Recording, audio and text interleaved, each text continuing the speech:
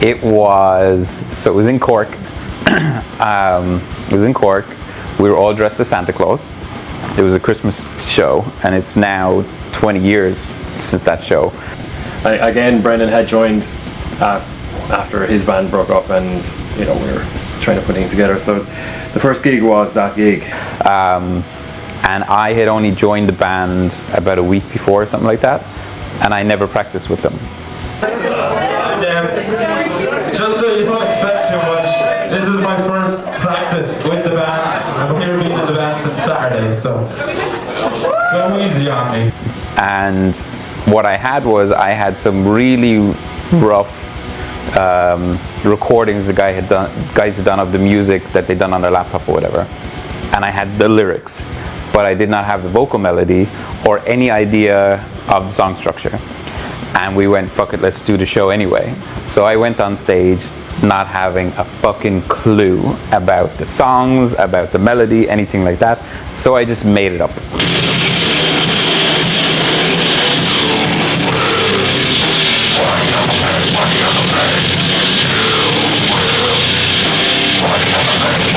It was the day before Christmas Eve. It was festive. Everyone was in good form. And we decided we were opening, and let's just all wear Santa outfits. I remember that. I remember that was very uncomfortable. Oh my god, putting a beard on and everything. And Brendan had the sleeves ripped off his, and Marek just had a bah humbug hat. Dressed as Santa Claus with the sleeves cut off. Absolutely winging it for 30 minutes or whatever it was. And I remember there was parts in the song, because obviously the song changes or whatever, and I was just like, make it sound as heavy as possible. But it was a fun show, but I hadn't a fucking clue what I was doing in that show.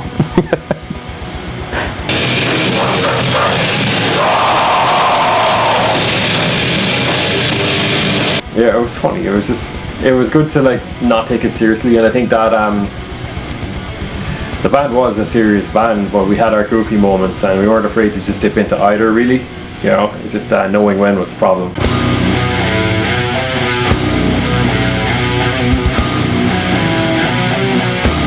Standout moments for the gig. Oh god, I'd have to watch it again. I'm kind of afraid to be honest.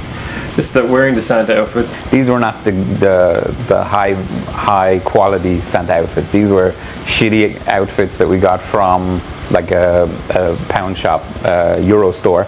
So I think they cost us €1 or €2 or whatever. So they were like really shitty fabric or whatever.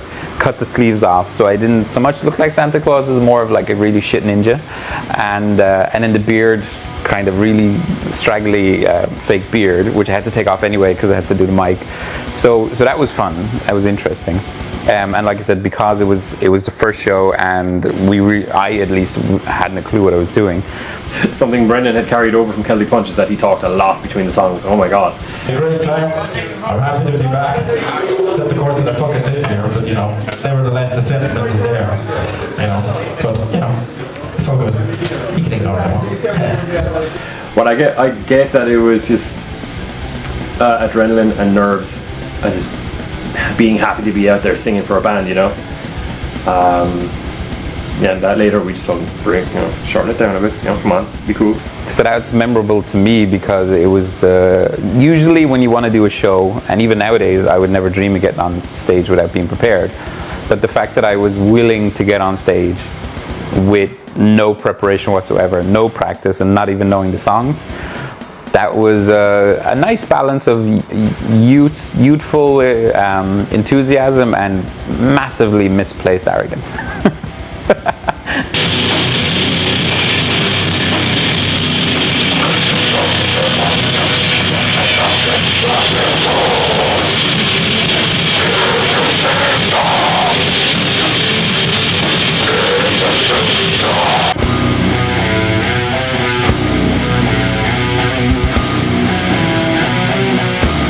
Like I say, okay.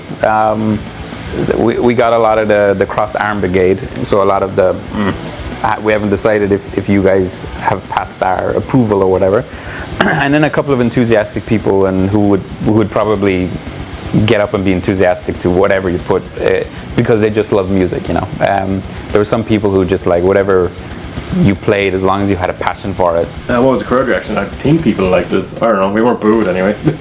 We were just glad to get it over with. There's usually two guys to do that song, and that really fucking killed me. And we were entertaining, especially between songs, like the banter and stuff. Yeah, we had a lot of banter. So I would say our banter was better than our kind of musical ability that night. I don't take a €2 polystyrene stand suit with being so fucking roasted. God almighty. So I think we connected in a way to the audience in a way that I guess there was a like enthusiasm, honesty to it, flaws and all. And we ended up connecting with the Cork scene and getting to know guys with Five Will Die and so on and so forth. And it's just funny that some of the people that we met at that show we ended up still being friends with to this day and touring with and everything like that. So I guess it's a good message to young bands that obviously practice before a fucking show, but you never know you never know how a show can have a knock-on effect.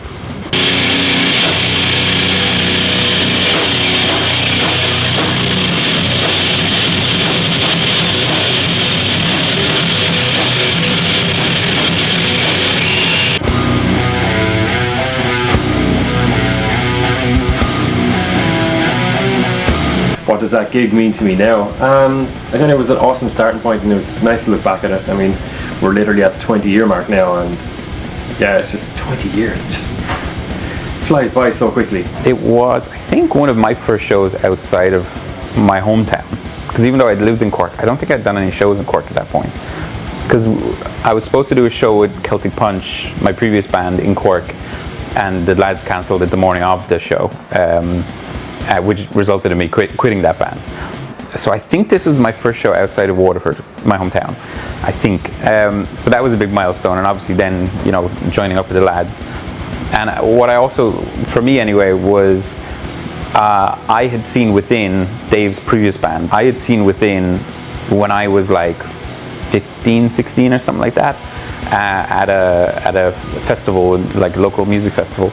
So for me, it was like, oh my God, I'm joining up with a band with one of the guys from a band I knew or was watching when I was a teenager. Dave's a little bit older than me. And so all of these kind of things, it was just like, okay, this is the beginning of making it.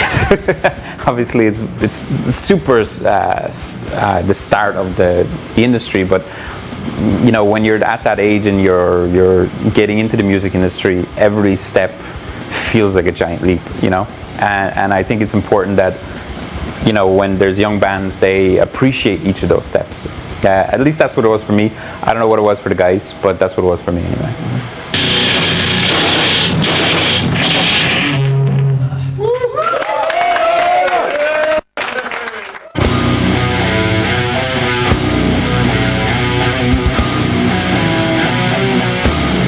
We were pure chaos. That's what we can say. So we got better. I learned the songs. I learned the lyrics.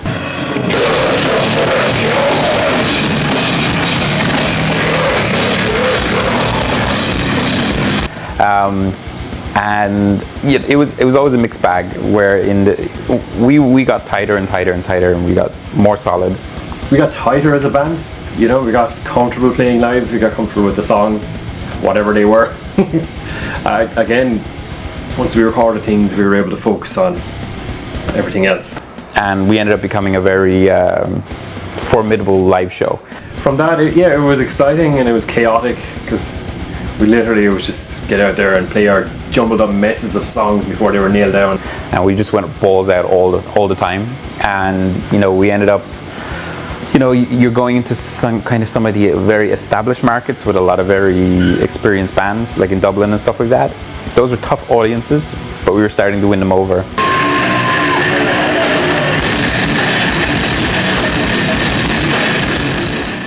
We ended up changing drummer.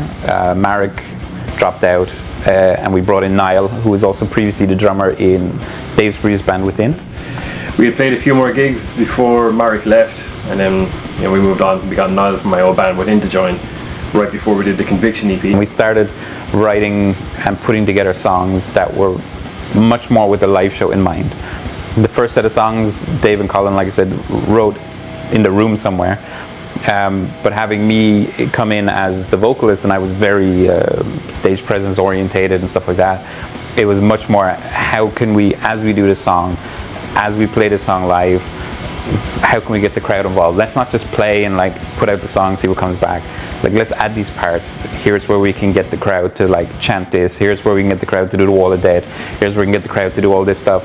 So we added this element of performance and crowd interaction, which was done, obviously. It's not a new thing, but I think for the Irish scene, it was, again, not new, but it was to be that focused on it, where even the songwriting considered the crowd interaction. I think that made us start to stand out a lot.